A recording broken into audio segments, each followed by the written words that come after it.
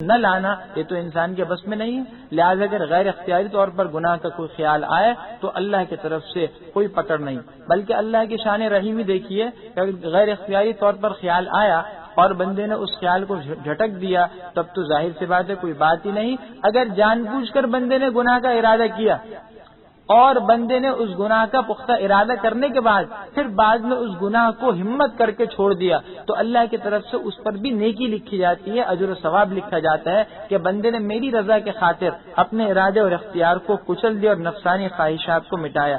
آگے مومنین کو اللہ کی طرف سے یہ دعا سکھائی جا رہی کہ ان الفاظ سے دعا کیا کرو, ربنا لا تؤاخذنا ان نسینا واخطأنا, اے ہمارے رب اگر ہم سے بھول یا چوک ہو جائے تو ہم سے مواخذہ مت فرمائیے گا. ربنا ولا تحمل علینا اسرا, اے ہمارے رب ہم پر ایسا بوجھ مت ڈالیے کما حملتہ علی الذین من قبلنا, جیسا آپ نے ہم سے پچھلے لوگوں پر اہل کتاب پر ڈالا تھا. ربنا ولا تحملنا ما لا طاقت لنا به, اے ہمارے رب ہم پر اتنا بوجھ نہ لا دیے جس کو اٹھانے کی طاقت نہ ہو. واعف عنا, ہمارے گناہوں کو معاف کر دیجئے. واغفر لنا, اور ہماری بخشش فرما دیجئے. وارحمنا, اور ہم پر رحم فرمائیے. انت مولانا, آپ ہی ہمارے مالک ہیں. فانصرنا علی القوم الکافرین, کافروں پر ہماری مدد فرمائیے. ہمارے آپ کے علاوہ اور کون ہو سکتا ہے, لہذا آپ ہمارے ساتھ ہو جائیے. جب آپ کی مدد ساتھ ہوگی تو کافر خود بخود مغلوب ہو جائیں گے. بسم اللہ الرحمن الرحیم. قرآن کریم کی مصحف عثمانی کے ترتیب کے اعتبار سے اب یہ تیسری سورت شروع ہو رہی ہے, سورہ آل عمران. مدینہ منورہ میں یہ سورت نازل ہوئی ہے. اس میں 200 آیتیں ہیں اور 20 رکوع ہیں. سورہ بقرہ میں جیسا کہ آپ نے سنا زیادہ تر خطاب کا اور آیات کا جو محور و مرکز تھے وہ یہود تھے, اور سورہ آل عمران میں زیادہ تر نصارہ کو, عیسائیوں کو خطاب کیا جا رہا ہے. چنانچہ جس طرح یہود کی تسلی کے لیے وہ واقعہ جو ان کے بڑوں کے ساتھ پیش آیا تھا گائے کا, اس حساب سے اس سورت کا نام بھی سورۃ البقرہ رکھا گیا. یہاں نصارہ کے جو بڑے ہیں حضرت عمران, حضرت مریم علیہ السلام کے والد ہیں, تو ان کی نصارہ کی تسلی کے لیے اس سورت کو سورہ آل عمران کہہ دیا گیا کہ حضرت عمران اور ان کا خاندان نصارہ کے یہاں بڑا تعظیمی خاندان تھا, یہ قابل احترام شخصیات تھے, تو نصارہ کے دلجوئی کے لیے ایسا کر دیا گیا. بسم اللہ الرحمن الرحیم. حدیث پاک میں سورہ بقرہ اور سورہ آل عمران کو زہراوین کہا گیا ہے, 2 چمکدار سورتیں, اور ان کے پڑھنے کی تلقین کی گئی ہے. الف لام میم, الف لام میم, اللہ لا الہ الا هو الحی القیوم. سورہ بقرہ کی طرح یہاں بھی شروع ہی میں اس بات کا اقرار کرایا جا رہا ہے کہ اللہ کے علم اور اللہ کی قدرت کو تم نہیں جانتے, لہٰذا یہ پہلی آیت ہے. اس کے مطلب کے بارے میں یہ بات ذہن میں رکھ لو کہ اللہ کے سوا کوئی اس کا مطلب نہیں جانتا. اللہ وہ ایک ہے, اس کے سوا کوئی معبود نہیں, اور وہ زندہ ہے اور ہمیشہ رہنے والا اور سب کو تھامنے والا ہے. نزل علیک الکتاب بالحق. بعض احادیث سے معلوم ہوتا ہے کہ وہ اللہ کا اسم اعظم ہے کہ جس کے ذریعے سے دعا کی جائے تو وہ قبول ہوتی ہے. حضرت علی فرماتے ہیں کہ غزوہ بدر کے موقع پر میں نے حضور صلی اللہ علیہ وسلم کو تلاش کیا تو دیکھا کہ آپ سجدے میں ہیں اور آپ یہ پڑھتے چلے جا رہے ہیں, یا حی یا قیوم. اسی لیے ان کلمات کو جتنا ہو سکے کثرت سے ورد کیا جائے, مشکلات اور مصائب کے دور ہونے میں یہ بہت مؤثر ہیں. نزل علیک الکتاب بالحق, اے نبی آپ پر اللہ نے کتاب نازل کی بالکل برحق, مصدقا لما بین یدی, پچھلی کتابوں کی تصدیق کرتی ہے. وانزل التوراۃ والانجیل, اور اسی نے اللہ نے تورات و انجیل کو اتارا, من قبل, اس کتاب سے پہلے, ھدی للناس, وانزل الفرقان, جو کہ لوگوں کی ہدایت کے لیے تھی. وانزل الفرقان, اور اس نے فرقان یعنی قرآن کو بھی اتارا جو حق و باطل کو الگ کر کے دکھا چکا ہے. ان الذین کفروا بآیات اللہ لہم عذاب شدید, بے شک وہ لوگ جنہوں نے اللہ کی آیتوں کا انکار کیا ان کے لیے بڑا سخت عذاب ہے. واللہ عزیز ذو انتقام, اور اللہ زبردست اور انتقام لینے والے ہیں. ان اللہ لا یخفی علیہ شیء فی الارض ولا فی السماء, بے شک اللہ سے کوئی چیز پوشیدہ نہیں, نہ زمین کی اور نہ آسمان کی کوئی چیز. والذی یصورکم فی الارحام کیف یشاء, وہی تو ہے جو ماں کے پیٹ میں تمہیں صورت بخشتا ہے جس طرح چاہتا ہے. لا الہ الا هو العزیز الحکیم, اس کے سوا کوئی معبود نہیں, وہ زبردست و حکمت والا ہے. ماں کے پیٹ میں 3 اندھیرے ہوتے ہیں, مختلف جھلیاں, اور اس کے اندر رحم کے اندر ایسے اندھیرے میں کون تصویر بنا رہا ہے؟ پانی پر تصویر نقوش بنانا انسان کے بس کی بات نہیں ہے. اللہ نے اس میں بندے کو شکل و صورت دی ہے، اللہ کی قدرت کا مظاہرہ وہیں سے شروع ہو گیا۔ والذی انزل علیک الکتاب منہ آیات محکمات، وہ وہی تو ہے جس نے تم پر کتاب اتاری، ان میں سے کچھ آیات محکم ہیں، ہن ام الکتاب جو اصل کتاب ہیں، واخر متشابہات اور بعض آیتیں متشابہ ہیں، فاما الذین فی قلوبہم زیغ جن لوگوں کے دلوں میں کجی ہے، فیتبعون ما تشابہ منہ ابتغاء الفتنۃ وابتغاء تأویلہ، وہ متشابہات کے پیچھے لگتے ہیں تاکہ فتنہ برپا کریں اور اصلی مراد کو حاصل کرنا چاہتے ہیں، وما یعلم تأویلہ الا اللہ، حالانکہ ان کا اصلی مطلب تو اللہ ہی جانتے ہیں، والراسخون فی العلم یقولون آمنا بہ، اور وہ لوگ جنہوں اللہ نے علم میں پختگی عطا کی وہ بھی اللہ سے یہ کہتے ہیں کہ اے ہمارے رب بس ہم اس پر ایمان لائے، کل من عند ربنا، جو کچھ ہے وہ ہمارے رب کی طرف سے نازل ہوا، وما یذکر الا اولو الالباب، اور عقل مند ہی نصیحت حاصل کرتے ہیں، ربنا لا تزغ قلوبنا بعد اذ ہدیتنا، اے ہمارے رب ہمارے دلوں کو نہ پھیریے اور اس میں کجی مت لائیے اس کے بعد کہ آپ نے ہمیں ہدایت دی، وہب لنا من لدنک رحمہ، اور ہمیں اپنی طرف سے استقامت عطا کیجیے، انک انت الوہاب، آپ ہی بخشش فرمانے والے ہیں، ربنا انک جامع الناس لیوم لا ریب فیہ، اے ہمارے رب بے شک آپ لوگوں کو جمع کرنے والے ہیں اس دن جس کے ہونے میں کوئی شک نہیں، ان اللہ لا یخلف المیعاد، بے شک اللہ وعدہ خلافی نہیں کرتے۔ یہ سورہ آل عمران کی اس آیت میں جو اس سورت کے ابتدائی رکوع کے اندر ہے، بنیادی طور پر قرآن کریم کے مضامین کو سمیٹتے ہوئے اس کا خلاصہ بتایا گیا کہ قرآن کریم کے مضامین اور اس کے آیات دو قسم کی ہیں، ایک آیات وہ ہیں جو محکم کہلاتی ہیں اور دوسری آیات وہ ہیں جو متشابہ۔ محکم کا مطلب یہ کہ اس کی مراد اور مطلب واضح ہے، اس کے سمجھنے میں کوئی مشکل نہیں ہے، اور متشابہ کی مراد واضح نہیں ہوتی۔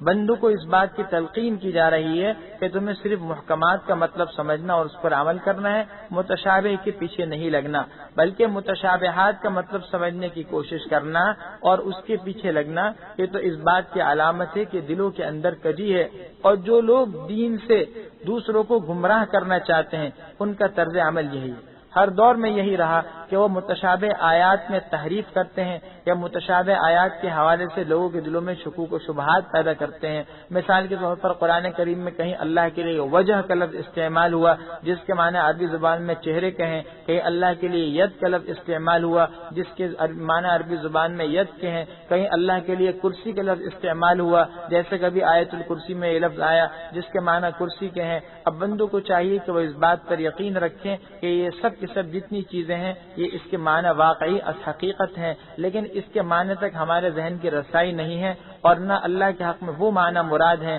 جو ہمارے حق میں استعمال ہوتے ہیں، نہ اللہ کا ہمارا جیسا ہاتھ ہے، نہ ہمارا جیسا چہرہ ہے، نہ ہمارے جیسی کرسی ہے، اس کا وہی مطلب مراد ہے جس کو اللہ ہی بہتر جانتے ہیں۔ جو لوگ علم میں راسخ ہیں ان کی شان بھی یہ ہے کہ بس وہ کہتے ہیں آمنا بھی، ہم تو اس پر ایمان لائے، مطلب سمجھیں یا نہ سمجھیں، اور یہی ایک مومن منقاد کی اور ایک اتباع کرنے والے مسلمان کی شان ہے۔ ان الذین کفروا لن تغنی عنہم اموالہم ولا اولادہم من اللہ شیئا، بے شک کافروں کو اللہ سے ان کا مال اور ان کی اولاد نہیں بچا سکے گا، وَأُولَئِكَ هُمْ وَقُودُ النَّارِ، اور یہی لوگ جہنم کے آگ کا ایندھن بنیں گے۔ كَدَأْبِ آلِ فِرْعَوْنَ وَالَّذِينَ مِنْ قَبْلِهِمْ، ان کا حال بھی فرعون اور ان سے پہلے لوگوں کی طرح ہے۔ كَذَّبُوا بِآيَاتِنَا، ان لوگوں نے بھی ہماری آیات کو جھٹلایا تھا۔ فَأَخَذَهُمُ اللَّهُ بِذُنُوبِهِمْ، اللہ نے ان کے گناہوں کی وجہ سے ان پر پکڑ فرمائی۔ وَاللَّهُ شَدِيدُ الْعِقَابِ، اور اللہ سخت سزا دینے والے ہیں۔ قُلْ لِلَّذِينَ كَفَرُوا سَتُغْلَبُونَ وَتُحْشَرُونَ إِلَى جَهَنَّمَ، اے نبی آپ کافروں سے کہہ دیجئے کہ تم عن قریب مغلوب ہوگے اور سب کے سب جہنم کی طرف ہکا کر لے جائے جاؤ گے۔ وبئس المہاد، اور یہ جہنم بہت بری جگہ ہے۔ قد کان لکم آیۃ فی فئتین التقطا، بے شک تمہارے لیے ان دو جماعتوں میں جو آپس میں لڑ پڑے تھے بہت بڑی نشانی ہے۔ تو قاسیۃ تقاتل فی سبیل اللہ، ایک جماعت تو وہ تھی جو اللہ کے راستے میں لڑ رہی تھی، واخری کافرۃ، اور دوسرے کافر تھے، یرونہم مثلہم رأی العین، اور یہ دوسرے لوگ اپنے آپ کو ان سے دگنا دیکھ رہے تھے کھلی آنکھوں سے۔ واللہ یؤید بنصرہ من یشاء، اور اللہ اپنی مدد سے جس کو چاہتے ہیں مؤید کرتے ہیں۔ ان فی ذلک لعبرۃ لأولی الابصار، بے شک اس میں بصیرت والوں کے لیے اور ان لوگوں کے لیے جن کو اللہ نے بینائی دی بڑی عبرت ہے۔ غزوہ بدر کے واقعے کی طرف اشارہ ہے، ایک طرف مسلمان ہیں ایک طرف کافر ہیں۔ مسلمان بہت تھوڑے 313 اور اسلحے اور دوسرے وسائل کے اعتبار سے بے سر و سامانی کی حالت میں ہے، دوسری طرف کفار تعداد کے اعتبار سے زیادہ اور وسائل اور قوت کے اعتبار سے بھی زیادہ کے اندر لڑنے کا اور جذبہ پیدا ہوا اس خیال سے کہ ہم منٹوں میں ان مسلمانوں کو ختم کر دیں گے۔ لیکن قرآن کریم کی دوسری آیت ہے، ان میں ایک اور طریقے سے منظر کشی کی گئی، وہ یہ کی گئی کہ ہر فریق گویا اپنے آپ کو زیادہ دیکھ رہا تھا دوسرے سے، تاکہ ہر فریق کے اندر لڑنے کا جذبہ پیدا ہو جائے۔ بعد صورت لڑائی ہوئی اور اللہ نے کامیابی دی مسلمانوں کو۔ اللہ کہتے اس میں بہت بڑی قدرت کی نشانی ہے، حق ایک طرف اور باطل ایک طرف، اور فتح حق کو ہی یہ اس کی علامت ہے کہ حق ہمیشہ کامیاب ہوتے ہیں۔ ایک بات ذہن میں رکھیے گا کہ جب باطل کے مقابلے میں خالص حق آئے تب تو اللہ کی طرف سے مدد کا فیصلہ ہوتا ہے، اور اللہ کبھی خالص حق کو مغلوب نہیں کریں گے۔ لیکن جب اس حق کے اندر جو باطل کے سامنے آیا اس میں خود باطل کی آمیزش ہو، وہ حق خود خالص نہ ہو، تو پھر اس حق پر فتح کا اور کامیابی کا مکمل وعدہ نہیں ہے۔ اس کے تناظر میں ہم دیکھ لیں آج کی جو صورتحال ہے وہ بالکل وہی ہے۔ مسلمان حق پر ہونے کے دعوے دار ضرور ہیں، لیکن یہ حق خالص نہیں ہے، اس کے اندر بہت سی باطل کی قدورات ہیں، نظریے کے اعتبار سے، بالخصوص ثقافت و تہذیب کے اعتبار سے، اعمال کے اعتبار سے ان سے مرعوبیت ہے۔ ظاہر ہے جب یہ حق خود خالص نہیں ہے تو یہ حق اپنی تاثیر کھو بیٹھے گا، اور جب یہ اپنی تاثیر کھو بیٹھا جو اس کے اندر روحانیت اور حقانیت کی قوت تھی وہ ختم ہو گئی، اب یہ باطل کے مقابلے میں مدد حاصل نہیں کر سکتا۔ لیکن اگر حق واقعی حق ہو تو پھر اللہ کی مدد جس طرح صحابہ کے ساتھ ہوئی ہر دور کے مسلمانوں کے ساتھ ہو سکتی ہے، اور قریبی زمانے میں موجودہ زمانے میں ایسی بہت سی مثالیں ہیں کہ اللہ کی مدد آئی جبکہ وہ حق خالص تھا۔ بہر صورت اس میں اس بات کی بہت بڑی نشانی ہے اور یہ اللہ کی قدرت کی علامت ہے کہ اللہ کے فتح و کامرانی کی فیصلے دنیاوی وسائل، ٹیکنالوجی اور ظاہری اسباب کی ترقی پر نہیں، بلکہ اللہ کے یہ سارے کے سارے فیصلے جو ہوتے ہیں وہ اللہ جل شانہ کے حکم کی اطاعت اور دین اسلام پر کامل اتباع کی بنیاد پر ہوتے ہیں۔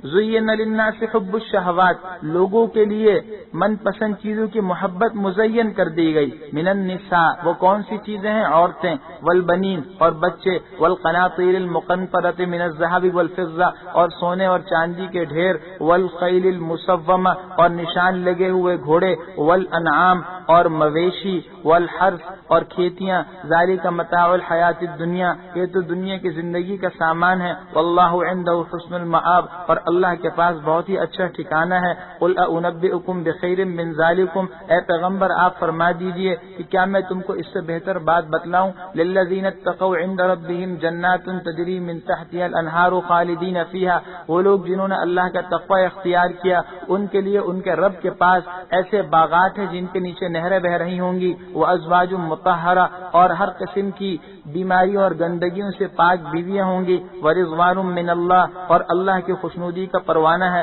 واللہ بصیر بالعباد، اللہ اپنے بندوں کو دیکھ رہے ہیں۔ اللہ جل شانہ نے انسان کی فطرت اس آیت میں بیان کر دی کہ 6 چیزیں ایسی ہیں جن کی محبت انسان کے دل کے اندر رچ بس چکی ہے: عورتیں، بچے، سونا چاندی زیور، گھوڑے اور چوپائے اور عام جانور اور کھیتیاں۔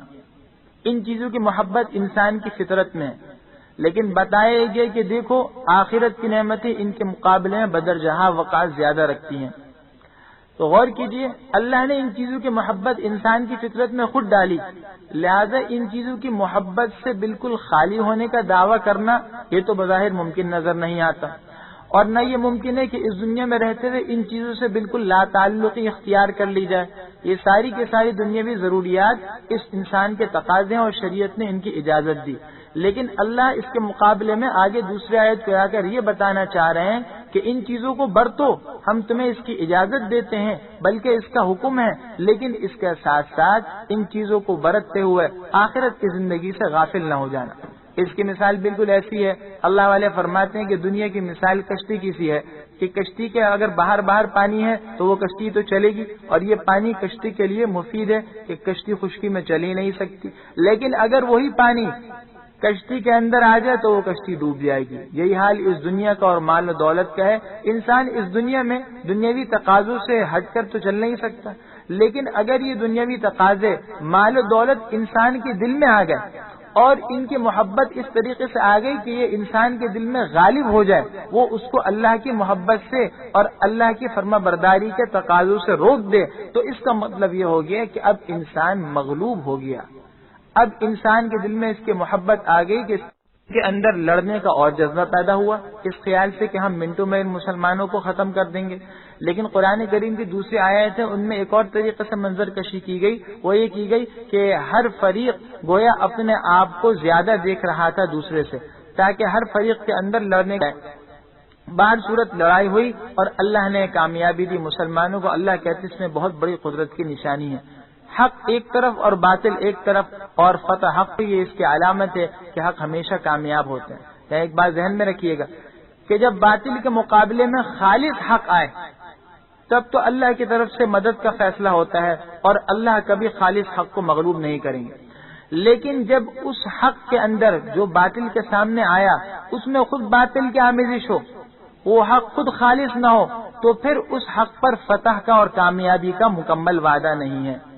اس کے تناظر میں ہم دیکھ لیں آج کی جو صورتحال ہے وہ بالکل وہی ہے۔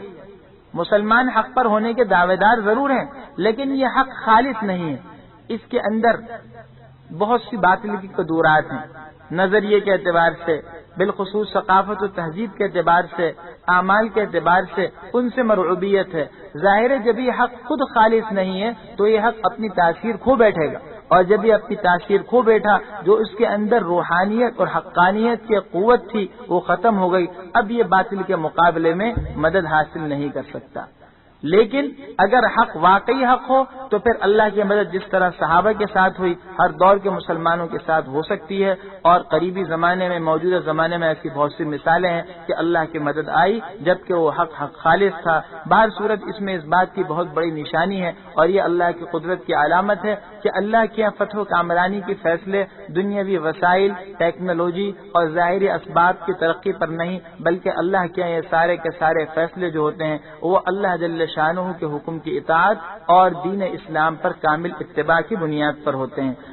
زین للناس حب الشہوات، لوگوں کے لیے من پسند چیزوں کی محبت مزین کر دی گئی۔ من النساء، وہ کون سی چیزیں ہیں؟ عورتیں، والبنین، اور بچے، والقناطیر المقنطرۃ من الذهب والفضہ، اور سونے اور چاندی کے ڈھیر، والخیل المسومہ، اور نشان لگے ہوئے گھوڑے، والانعام، اور مویشی، والحرث، اور کھیتیاں، ذالک متاع الحیات الدنیا، یہ تو دنیا کی زندگی کا سامان ہے، واللہ عنده حسن المآب، اور اللہ کے پاس بہت ہی اچھا ٹھکانہ ہے۔ قل انبئکم بخیر من ذالکم، اے پیغمبر آپ فرما دیجئے کہ کیا میں تم کو اس سے بہتر بات بتلاؤں؟ للذین اتقوا عند ربہم جنات تجری من تحتها الانہار خالدین فیہا، وہ لوگ جنہوں نے اللہ کا تقوی اختیار کیا ان کے لیے ان کے رب کے پاس ایسے باغات ہیں جن کے نیچے نہریں بہ رہی ہوں گی، وازواج مطہرہ، اور ہر قسم کی بیماریوں اور گندگیوں سے پاک بیویاں ہوں گی، ورضوان من اللہ، اور اللہ کی خوشنودی کا پروانہ ہے،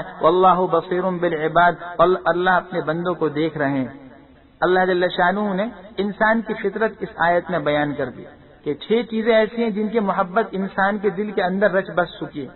عورتیں، بچے، سونا چاندی زیور، گھوڑے اور چوپائے اور عام جانور اور کھیتیاں، ان چیزوں کی محبت انسان کی فطرت میں ہے۔ لیکن بتایا گیا کہ دیکھو آخرت کی نعمتیں ان کے مقابلے میں بدرجہ وقار زیادہ رکھتی ہیں۔ تو غور کیجئے اللہ نے ان چیزوں کی محبت انسان کی فطرت میں خود ڈالی، لہذا ان چیزوں کی محبت سے بالکل خالی ہونے کا دعویٰ کرنا یہ تو بظاہر ممکن نظر نہیں آتا، اور نہ یہ ممکن ہے کہ اس دنیا میں رہتے ہوئے ان چیزوں سے بالکل لا تعلقی اختیار کر لی جائے۔ یہ ساری کی ساری دنیاوی ضروریات اس انسان کے تقاضے ہیں اور شریعت نے ان کی اجازت دی، لیکن اللہ اس کے مقابلے میں آگے دوسری آیت کو آ کر یہ بتانا چاہ رہے ہیں کہ ان چیزوں کو برتو، ہم تمہیں اس کی اجازت دیتے ہیں بلکہ اس کا حکم ہے، لیکن اس کے ساتھ ساتھ ان چیزوں کو برتتے ہوئے آخرت کی زندگی سے غافل نہ ہو جانا۔ اس کی مثال بالکل ایسی ہے، اللہ والے فرماتے ہیں کہ دنیا کی مثال کشتی کی سی ہے کہ کشتی کے اگر باہر پانی ہے تو وہ کشتی تو چلے گی، اور یہ پانی کشتی کے لیے مفید ہے کہ کشتی خشکی میں چل ہی نہیں سکتی، لیکن اگر وہی پانی کشتی کے اندر آ جائے تو وہ کشتی ڈوب جائے گی۔ یہی حال اس دنیا کا اور مال و دولت کا ہے۔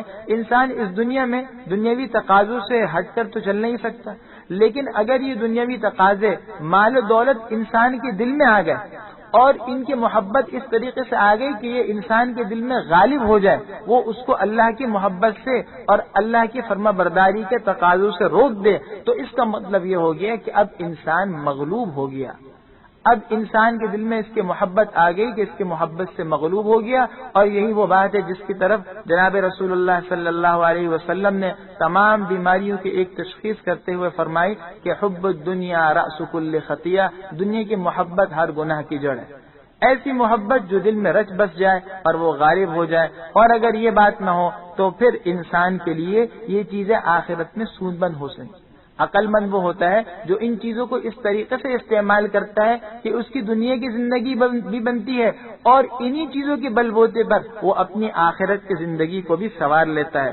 اللہ کے نیک بندے کون ہیں؟ الذین یقولون ربنا اننا آمنا، وہ لوگ جو کہتے ہیں کہ ہمارے رب ہم ایمان لائے، فاغفر لنا ذنوبنا وقنا عذاب النار، آپ ہمارے گناہوں کو معاف کر دیجئے اور ہمیں دوزخ کے عذاب سے بچا لیجئے، الصابرین، جو صبر کرنے والے ہیں، والصادقین، اور ہمیشہ سچ بولنے والے ہیں، والقانتین، اور عبادت میں لگے رہنے والے ہیں، والمنفقین، اور مال کو خرچ کرنے والے ہیں، والمستغفرین بالاسحار، اور سحر اور تہجد کے وقت میں اپنے گناہوں کی معافی چاہنے والے ہیں۔ شہید اللہ انہ لا الہ الا ہو، اللہ خود اس بات کی گواہی دیتے ہیں کہ اس کے سوا کوئی معبود نہیں، والملائکہ، اور اس کے ساتھ فرشتے بھی، واولو العلم، اور وہ علم والے لوگ بھی، قائما بالقسط، جو انصاف پر قائم ہیں، اس بات کی گواہی دیتے ہیں لا الہ الا هو العزیز الحکیم، اس کے سوا کوئی معبود نہیں جو زبردست اور حکمت والا ہے۔ جب اس توحید کی گواہی خود اللہ دے رہے ہیں تو بندے کو اس کی گواہی دینے میں کیا عار ہے؟ ان الدین عند اللہ الاسلام، بے شک حقیقی دین تو اللہ کے یہاں اسلام ہے۔ اب فیصلہ ہو گیا، جتنے انبیاء ہیں ان سب پر ہمارا ایمان ہے، گزشتہ آیات میں اس بات کو واضح کر دیا گیا تھا، لیکن ہمارا اس بات پر بھی ایمان ہے کہ ان انبیاء کی شریعتیں اب قابل عمل نہیں رہی۔ جب سورج کی روشنی آ جائے تو پھر اس کے ہوتے ہوئے ستاروں کی چمک کی ضرورت نہیں پڑتی، لہذا اب جب دین اسلام آ گیا تو اس دین کے آنے کے بعد بقیہ تمام دینوں پر عمل کرنے اور اتباع کی کوئی ضرورت نہیں، بلکہ یہ نقصان دہ۔ وَمَا اخْتَلَفَ الَّذِينَ أُوتُوا الْكِتَابَ إِلَّا مِن بَعْدِ مَا جَاءَهُمُ الْعِلْمُ بَغْيًا بَيْنَهُمْ، اور اہل کتاب نے اختلاف نہیں کیا مگر اس کے بعد کہ ان کو علم حاصل ہو چکا تھا، صرف آپس کی ضد کی بنا پر۔ اہل کتاب کو اس بات کا علم تھا کہ واقعی یہ اللہ کے نبی ہیں اور یہ اللہ کی آخری کتاب ہے، لیکن اس کے باوجود انہوں نے اس قرآن سے اور نبی سے اختلاف ضد میں کیا۔ وَمَن يَكْفُرْ بِآيَاتِ اللَّهِ، اور جو اللہ کی آیاتوں کا انکار کرے، فَإِنَّ اللَّهَ سَرِيعُ الْحِسَابِ، وہ سن لے کہ اللہ بہت جلد حساب لینے والے ہیں۔ فَإِنْ حَاجُّوكَ، اے پیغمبر اگر یہ لوگ آپ سے پھر بھی جھگڑیں، فَقُلْ أَسْلَمْتُ وَجْهِيَ لِلَّهِ وَمَنِ اتَّبَعَنِ، آپ کہہ دیجئے کہ میں اور میرے فرمانبردار تو اللہ کے متبع اور اللہ کے حکم کے آگے سر تسلیم خم کر چکے ہیں۔ وَقُلْ لِلَّذِينَ أُوتُوا الْكِتَابَ وَالْأُمِّيِّينَ أَأَسْلَمْتُمْ، اور اے پیغمبر آپ اہل کتاب سے اور دوسرے امیوں سے اور نہ ان پڑھ لوگوں سے کہہ دیجئے کہ کیا تم اسلام لاتے ہو؟ فَإِنْ أَسْلَمُوا فَقَدِ اهْتَدَوْا، اگر یہ اسلام لے آئے تو یہ راہ راست پر آ گئے۔ وَإِنْ تَوَلَّوْا فَإِنَّمَا عَلَيْكَ الْبَلَاغُ، اور اگر یہ آپ کا کہنا نہ مانے تو آپ کے ذمے پہنچا دینا ہے۔ وَاللَّهُ بَصِيرٌ بِالْعِبَادِ، اور اللہ جل شانہ بندوں سے اور ان کے حالات سے باخبر ہے۔ انشاءاللہ 10 منٹ بعد اب دوبارہ بیٹھیں گے آپ۔ بسم اللہ الرحمن الرحیم، تیسرے سپارے کا دوسرا نصف شروع ہو چکا ہے۔ ان الذين يكفرون بآيات الله ويقتلون النبيين بغير حق ويقتلون الذين يأمرون بالقسط من الناس فبشرهم بعذاب أليم، بے شک جو لوگ اللہ کی آیات کا انکار کرتے ہیں اور انبیاء کو ناحق قتل کرتے ہیں، اور ان لوگوں کو بھی جو لوگوں کو انصاف کا حکم دیتے ہیں مار ڈالتے ہیں، فبشرهم بعذاب علیم، ایسے لوگوں کو دردناک عذاب کی بشارت دے دیجئے۔ یہ یہودوں کے کرتوتوں کو کھولا جا رہا ہے، انہوں نے انبیاء تک کو نہیں بخشا، انبیاء کو اور ان کے راہ راست پر چلنے والے تمام لوگوں کے ساتھ انہوں نے قتل و ایذا رسانی کا معاملہ کیا۔ ایسے لوگوں سے خیر کی اتفاق کی کوئی توقع نہیں کی جا سکتی، یہ لوگ خود دنیا میں امن نہیں چاہتے۔ اولئک الذین حبطت اعمالهم فی الدنیا والآخرہ، یہی وہ لوگ ہیں جن کے اعمال دنیا و آخرت میں برباد ہو گئے۔ وما لهم من ناصرین، اور ان کا کوئی مددگار نہیں ہوگا۔ الم تر الی الذین اوتوا نصیبا من الکتاب، کیا آپ نے ان لوگوں کو نہیں دیکھا جن کو کتاب یعنی تورات کا ایک حصہ دیا گیا تھا؟ یدعون الی کتاب اللہ لیحکم بینہم، ان کو اللہ کی کتاب کی طرف بلایا جاتا ہے تاکہ یہ کتاب ان کے درمیان کے اختلافات کا فیصلہ کر دے۔ ثم یتولی فریق منہم وہم معرضون، پھر بھی ان میں سے ایک جماعت بے رخی کر کے منہ پھیر کر چلی جاتی ہے۔ اللہ جل شانہ نے انہیں تورات یعنی کتاب کا علم دیا، اس کی وجہ سے بہت یہ بانصیب بن گئے، اور اس کے بعد پھر انہیں قرآن کریم جو آخری کتاب ہے اس کی دعوت بھی دی گئی اور حکم دیا گیا کہ اس تناظر میں اپنے اختلافات کو دور کریں، لیکن یہ لوگ اس کے باوجود ہر دھرمی میں ماننے کو تیار نہیں۔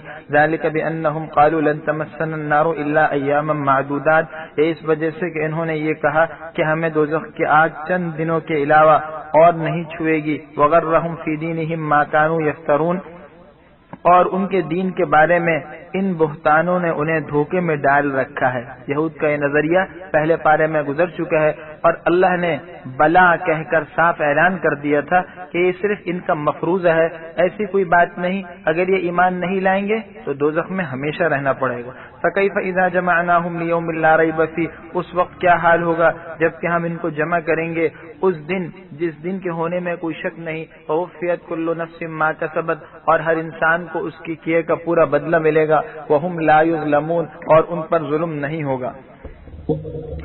قُلِ اللَّهُمَّ مَالِكَ الْمُلْكِ، آپ فرما دیجئے اے اللہ مالک الملک، جو کہ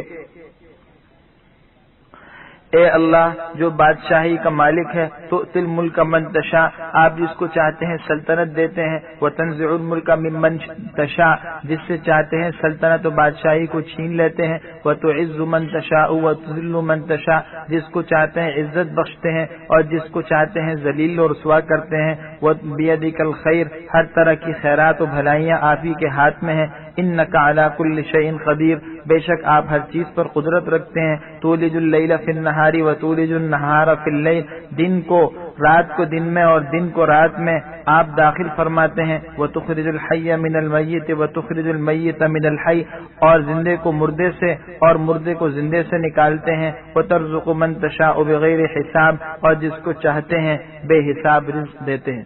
اپنے نبی کے واسطے سے مسلمانوں کو اس دعا کی تلقین کی گئی، اس کا اہتمام کرے۔ اس میں اللہ کی تین صفات، بالخصوص اللہ کی بادشاہت و سلطنت، اللہ جل شانہ کی قدرت کاملہ اور اللہ جل شانہ کی صفت رزاقیت، ان تینوں کو بہت واضح انداز میں بتایا گیا۔ دنیا میں جتنی سلطنتیں ہیں، جتنی عزتیں ہیں، وہ سب کے سب اللہ کی مرہون منت ہیں۔ کوئی سلطنت، کوئی حکومت اور کوئی عزت پائیدار نہیں، اور اس کا مشاہدہ ہم رات دن کرتے ہیں۔ آج اگر ایک شخص کرسی پر ہے تو کل وہ اس حال میں ہے کہ کوئی اس کو پوچھنے کو تیار نہیں۔ آج اگر ایک شخص مالدار ہے تو کل وہ اس قدر قلاش ہے کہ اس کے پاس کھانے کو کچھ نہیں۔ یہ سب اللہ جل شانہ کی بادشاہت کی جو صفت ہے، یہ سب اس کے مظاہرے ہیں۔ اللہ اس سے یہ بتا رہے ہیں کہ حقیقی سلطنت صرف اور صرف اللہ ہی کی ہے۔ لا يتخذ المؤمنون الکافرین اولیاء من دون المؤمنین، مؤمنوں کو چاہیے کہ وہ مسلمانوں کے علاوہ کسی اور کافر کو اپنا دوست مت بنائے۔ ومن يفعل ذلك، اور جو ایسا کرے گا فلیس من اللہ فی شیء، تو اس کا اللہ سے کوئی عید نہیں۔ الا ان تتقوا منہم تقا، الا یہ کہ تم ان کے شر سے بچنے کی صورت اختیار کرو۔ ویحذرکم اللہ نفسا، اللہ تم کو اپنے غضب سے ڈراتے ہیں۔ والی اللہ المصیر، اللہ ہی کی طرف لوٹ کر تم نے جانا ہے۔ مسلمانوں کو یہ زیب نہیں دیتا کہ وہ مؤمنوں اور مسلمانوں کو چھوڑ کر کافروں سے تعلق اختیار کریں۔ ایمان کی علامت ہی یہ ہے کہ کافر سے دشمنی اور بغض ہو، کافر سے دوستی نہ ہو۔ ہاں اگر کوئی دنیاوی مصلحت ہے یا کوئی دینی فائدہ ہے، اس کے پیش نظر ظاہری اعتبار سے ایسی صورت اختیار کی جا رہی ہے جس کو تقا اور تقیہ کہا جاتا ہے، اس کی کچھ اجازت ہے کہ آپ کھلم کھلا ان سے اعلان جنگ مت کریں۔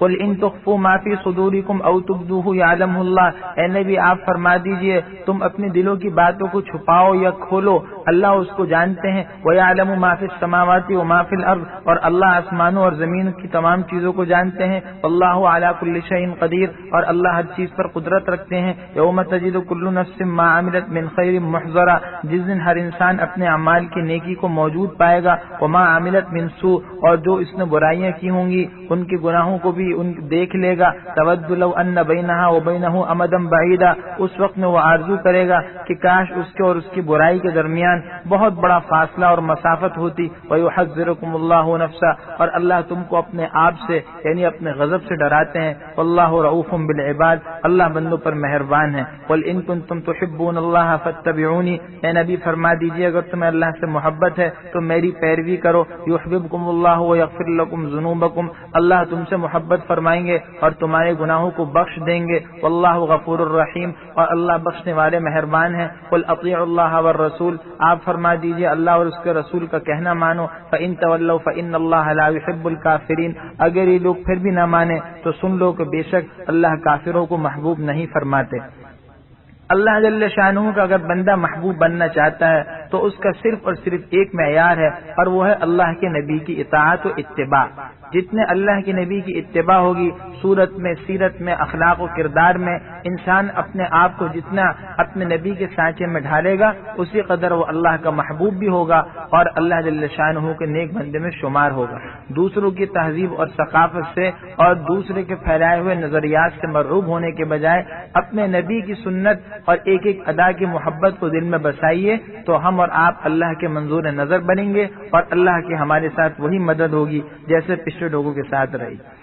آگے اللہ جل شانہ نے 3 واقعے ذکر فرمائے ہیں۔ یہ تینوں واقعے اللہ جل شانہ کی قدرت کاملہ کا زبردست نمونہ ہے۔ سب سے پہلا واقعہ وہ ہے جس میں حضرت مریم علیہ السلام کا ذکر ہے۔ حضرت مریم کی والدہ حنہ ہے اور حضرت مریم کے والد حضرت عمران ہیں۔